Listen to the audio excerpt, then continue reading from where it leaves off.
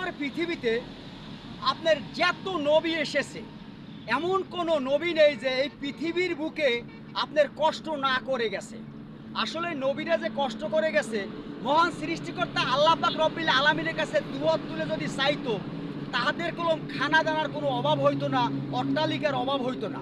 কিন্তু আমরা যে উম্মত রয়েছি, এই আমাদের উম্মতের জন্য আমাদের পৃথিবীতে যত নবীরা এসেছে সমস্ত নবীরা কলম কষ্ট করে গিয়েছে। এজন্য সম্মানিত ভাই ও বোনেরা, আমরা যারা এই পৃথিবীতে বসবাস করি, ন্যায় নীতি আদর্শ সততার সাথে উপার্জন করবেন, পারিলে মানুষের উপকার করবেন, না পারিলে কখনো কারোর ক্ষতি করবেন না। মনে রাখবেন, এই পৃথিবীতে আমরা বসবাস করতে আছি যারা, এরা কলম ক্ষণিকের জন্য। হঠাৎ করে একদিন চলে যাব না ফেরার দেশে, কিন্তু পরে থাকবে আমাদের ব্যবহার ও ভালোবাসা।